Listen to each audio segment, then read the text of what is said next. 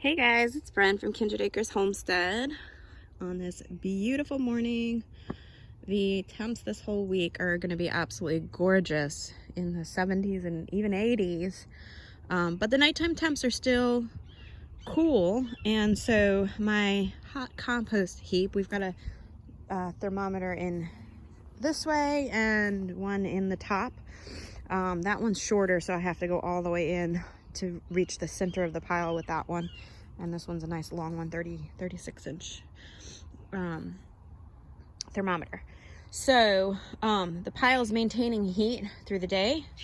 It's staying at hot temps, but at night it's dipping down just a degree or two. We're still right at the cusp of hot. It should start going up now that the sun's gonna, the sun's peeking out over the tree line right now, and it's warming up. So what I'm gonna do is tomorrow is day 3 of this turn. So every 3 days of being in hot, I turn it, and tomorrow is day 3. And so when I turn it tomorrow, I'm gonna add more greens so that it's getting a couple more degrees hotter. As long as I stay within the 130 to 160 range, we're good to go. But what's happening is I'm only hovering around 132 in the daytime. So when it dips down 2 degrees at night, I'm ending up like just below hot. It's close enough, but not there. So, and we need it to be there. So adding some more greens is my issue. There's a couple different things that could cause that to happen, but I know for me, it's adding more greens.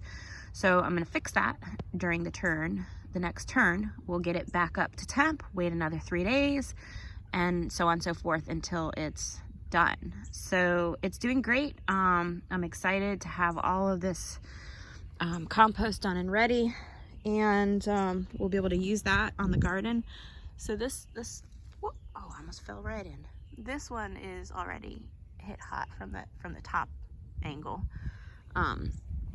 but this one's just like right on the cusp. So we're at 131 on that one, and down here we're at 130, or maybe 129. Oh, let's say I'd call that a clean 130.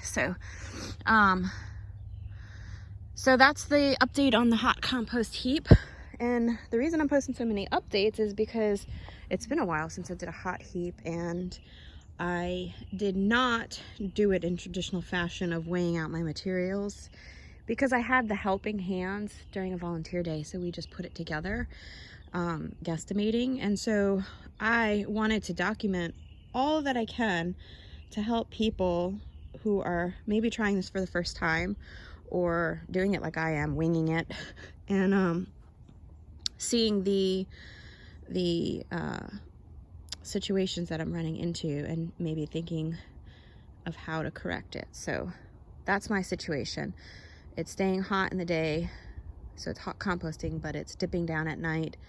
And because I'm just right at the cusp already, it's dipping down below hot into the active temps, but it's different types of microbes doing it at that point, and we want to stay in the hot temps. So that's that. I will continue to update as we go along and show you this beautiful pile when it's done, so you can see how much beautiful compost comes out of this that will be biocomplete, that we made for free here using the stuff we had. And so if I can do it, you can too. Totally. No reason. You don't have to have 2 bins, but ideally it's easy if you do. I don't have 2 bins right now. I only have the one. So I have to pull it all out, far out, so that I could reclose the circle and then pile it back in. And so it is a lot of effort. If you have 2 bins, you can kind of scoop from one bin to the other, and it's just a little less work. So if you have the room and the supplies to make 2 bins, that's ideal. But if not, you can still totally do it. It just takes a little bit more effort. And I have the room to do it. I just don't have any more wire or posts. And I'm not willing to invest in that right now because I have other things that I need to get that are more of a priority, and I don't mind putting in the extra effort when it comes to turning the pile right now. So that's that. let me know your thoughts below. What situations have you run into when attempting to hot compost? What questions do you have? Shoot me some comments below. With lots of love, Bren from Kindred Acres.